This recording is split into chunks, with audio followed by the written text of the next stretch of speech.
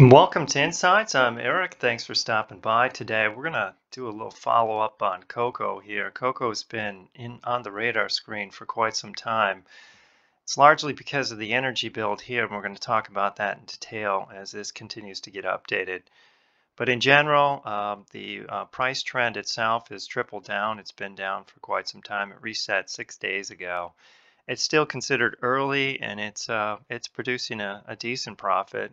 So the question is why did we not chase cocoa, and why are we watching cocoa for an opposite side flip or a flip to the opposite direction? It really has to do with energy, and I think we're going to have to take a look at that in close detail here.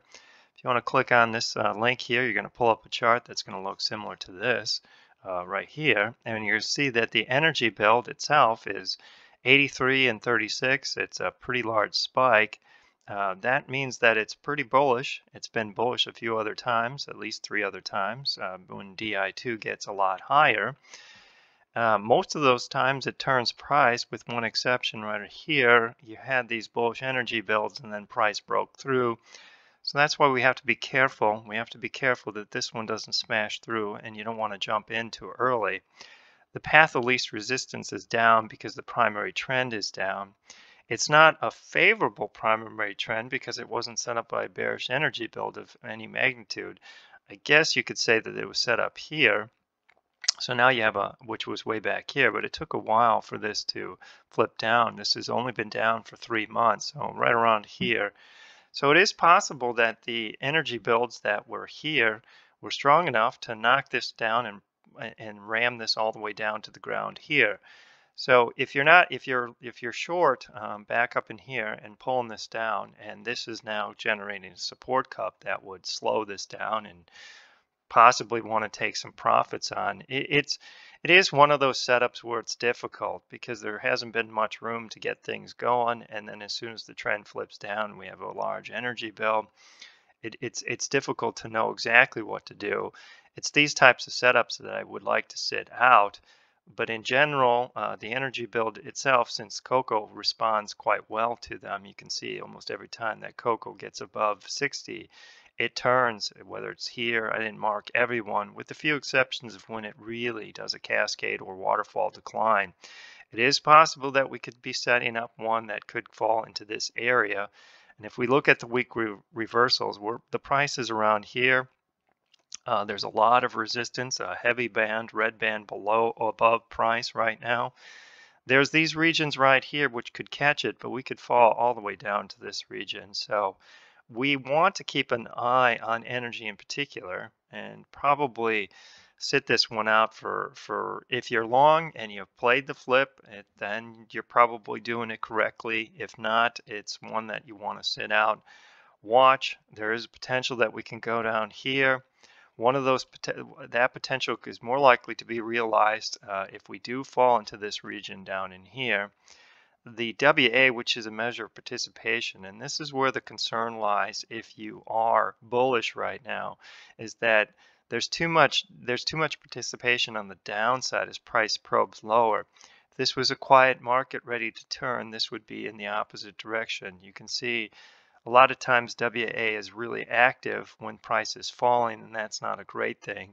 But then it quiets down around in here when you get into this region, and when it's ready to turn, you have these bullish energy builds, quiet market.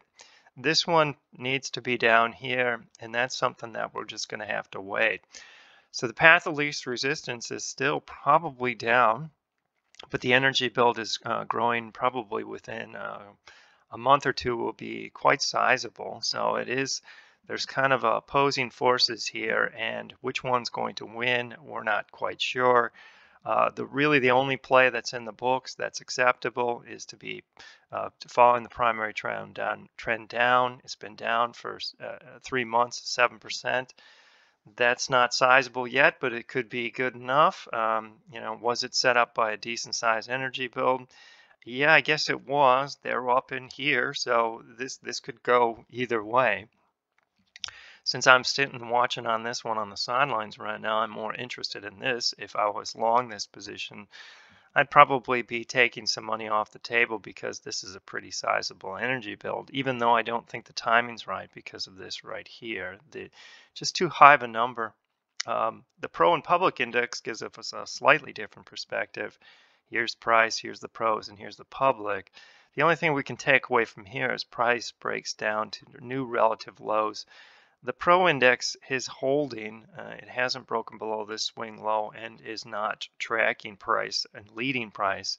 So there is some interest, although it's not super well defined, and it would have to become more glaring in the coming weeks where the Pro Index would turn higher relative to the price. It hasn't done that yet. So again, it's something that you can keep an eye on, but there's nothing quite definitive. One of the last things I want to bring up before we roll this out is that we are still early cycle. So this is a relatively low number. So the composite trend still has a lot of time in it. So the bulls probably have the upper advantage, or the bears, sorry, the bears have the upper hand right now. This is not even mid-cycle. And that's one of the things why you don't want to step in. Energy builds can be favorable, but the primary trend and the composite trend are still very powerful. This is a unique setup in terms, or actually it's not really unique. I see this all the time where when you get a primary trend flip up or down, this one is down. It's not a really strong one because it's opposed by an energy build all the way. A lot of times it doesn't pan out very well. But then others it does, and it's not going to probably produce the best return in the world. I mean, we don't know that for sure. If this continues to skyrocket higher, it is difficult to push downward. So the more price struggles to gain momentum to the downside, it collects support right around in here at the lower side, and it moves sideways as the energy build continues to grow and pulls up DI2. It's possible that this is where support is going to fall, and then it's going to turn from here, and that this is an upward moving trend that hasn't been violated yet. So these are all possibilities. Cocoa remains a watch. It probably will do something as we get towards the fall. It's just likely not ready yet. So I can stick this one in the back pocket and get ready to act when the time comes. If you have any questions about cocoa or anything else in the matrix, let me know. Contact me directly. I'm going to keep this discussion here open for everyone just to follow cocoa in general. I don't think there's a lot of interest in it anyways, but it's something that it's not given us any specific information. We did talk about the evolution of the trade and how it's moving through that. Right now we're in the flip stage, and it's looking to see if we can get a reset, or if it's got enough energy to go back and abort this downward move, and then we get a flip in the opposite direction. These are all possibilities. So there's a lot of cross currents, and this one's not as straightforward.